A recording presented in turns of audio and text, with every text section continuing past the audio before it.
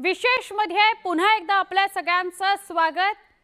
बारामती लोकसभा निवडणुकीत युगेंद्र पवारांनी चुलते अजित पवारांच्या विरोधात जाऊन सुप्रिया सुळेंचा प्रचार केला होता। आता विधानसभेची निवडणूक तोंडावर आली आहे आणि या पार्श्वभूमीवर युगेंद्र पवारांना उमेदवारी द्यावी अशी मागणी राष्ट्रवादी काँग्रेसच्या कार्यकर्त्यांची आहे। त्यामुळे विधानसभा निवडणुकीत बारामतीचा दादा बदलणार का अशी चर्चा आहे। बारामतीचा दादा बदलणार? बारामतीत नव्या युगाचा उदय?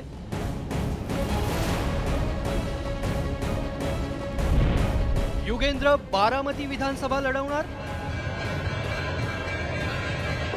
बारामती लोकसभा मतदारसंघात घवघवीत यश मिळवल्यानंतर पुन्हा एकदा शरद पवार कामाला लागले।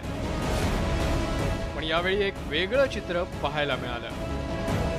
शरद पवार आणि युगेंद्र पवार या आजोबा नातवानं जनता दरबाराच्या माध्यमातून जनतेच्या समस्या जाणून घेतल्या। मंगळवारी युगेंद्र पवारांनी बारामतीच्या पक्ष कार्यालयात जनता दरबार भरवला होता, त्यामुळे स्थानिकांनी मोठी गर्दी केली। पण हा जनता दरबार आगामी विधानसभा निवडणुकांची नांदी तर नाही ना, अशी बारामतीकरांमध्ये चर्चा रंगली आहे। कारण लोकसभा निवडणूक प्रचारानंतर युगेंद्र पवार पक्षीय राजकारणात सक्रिय झाले आहेत।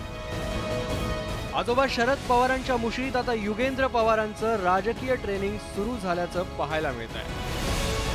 जनतेच्या समस्या जाणून त्या कशा प्रकारे सोडवल्या जातात याचा पहिला धडा जणू युगेंद्र पवारांनी गिरवला। दरम्यान बारामती लोकसभेतील विजयानंतर शरद पवारांनी स्थानिक पदाधिकारी आणि कार्यकर्त्यांशी संवाद साधला।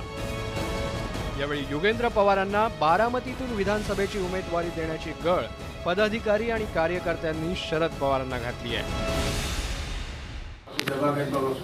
सगळीकडे व्यवस्थित काम केलेलं आहे। सगळ्यांची एक विनंती आहे तुम्हाला की युगेंद्रदादांना या त्या आमदारकीला संधी मिळावी म्हणून। लोकसभा निवडणुकीत बारामतीत पवार विरुद्ध पवार अशी लढाई झाली। नणन भावजाईच्या या लढतीत सुप्रिया सुळेंनी दणदणीत विजय मिळवला। सुप्रिया सुळेंच्या विजयासाठी युगेंद्र पवारांनी बरीच मेहनत घेतली होती। बारामतीचा किल्ला युगेंद्र पवारांनी सांभाळला। चुलते अजित पवारांच्या विरोधात जाऊन युगेंद्र पवारांनी सुप्रिया सुळेंचा प्रचार केला। आता लोकसभा निवडणुकीनंतर बारामतीच्या राजकारणात युगेंद्र पवार सक्रिय झाल्यामुळे अनेकांच्या भुवया उंचावल्या। मध्यंतरी जे दौरे झाले सुप्रियाताईंच्या काळामध्ये 108 ते 109 गावांमध्ये आदरणीय युगेंद्रदादा फिरलेले आहेत। त्या 108 गावातील लोकांची नाळ त्यांच्याशी जोडली गेलेली आहे। बाबुर्डी सारख्या ठिकाणी ज्या वेळेस पत्रे उडवले होते घराचे, तिथे देखील आर्थिक मदत केली। युगेंद्रदादांचा जे काम आहे आणि तो जो चेहरा आहे तो समोर येतोय। ही लोकांची मागणी की त्यांना या विधानसभेला तिकीट द्यावं, आमदारकीला तिकीट द्यावं, ही लोकांची मागणी। ही आम्ही दादांचं काम हे साहेबांच्या कानावरती घातलं, तर साहेबांनी आमचं सगळं म्हणणं शांतपणे ऐकून घेतलं। सुप्रिया सुळेंच्या प्रचारादरम्यान युगेंद्र पवारांचा बारामतीतील मतदारांशी संपर्क वाढला। या पार्श्वभूमीवर युगेंद्र पवारांना विधानसभेत संधी देण्याची मागणी त्यांच्या समर्थकांनी लावून धरली आहे। दादांचं काम बोलतंय, त्याच्यामुळे घाई वगैरे अजिबात काही नाहीये आणि लोकांच्या मनातील उमेदवार आम्ही देण्याचा प्रयत्न करतोय। त्यामुळे आम्हाला तसं काही वाटत नाही की ह्या गोष्टीला घाई होते म्हणून।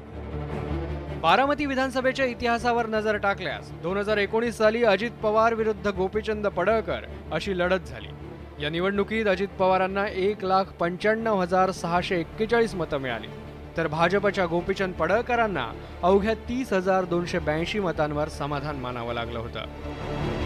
त्यामुळे युगेंद्र पवारांना उमेदवारी दिल्यास ही चुरशीची लढत होण्याची शक्यता नाकारता येत नाही। कारण गेल्या वेळी राष्ट्रवादी काँग्रेस एकसंध होती, पण आता चित्र बदललंय।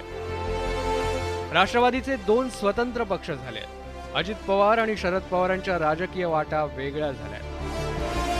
नुकत्याच पार पडलेल्या लोकसभेच्या निवडणुकीत सुनेत्रा पवारांना सुप्रिया सुळेंनी 1.5 लाखांच्या फरकानं पराभूत केलंय।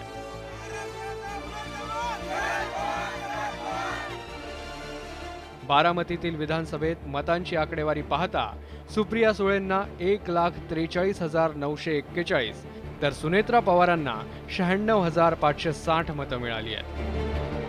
बारामतीतील विधानसभेत सुप्रिया सुळेंना तब्बल 47,381 मतांची आघाडी आहे. त्यामुळेच युगेंद्र पवार समर्थकांचा आत्मविश्वास दुणावलाय. पण लोकसभेचं चित्र आगामी विधानसभेत पाहायला मिळेल याची खात्री देता येणार नाही. कारण लोकसभेत अनुभवी सुप्रिया सुळे विरुद्ध नवख्या सुनेत्रा पवार असा सामना होता. त्याउलट विधानसभेत वेगळं चित्र असणार आहे. मुरब्बी अजित पवारांचा बारामती विधानसभेवर अनेक वर्षांचा पगडा आहे. त्या तुलनेत युगेंद्र पवार अगदीच नवखे आहे. पण शरद पवारांनी युगेंद्र पवारांना विधानसभेत उमेदवारी दिली तर बारामतीत नणंद विरुद्ध भाऊजाईनंतर काका विरुद्ध पुतण्या असा सामना पाहायला मिळण्याची शक्यता नाकारता येत नाही. Bureau report, news 18 Lokmat.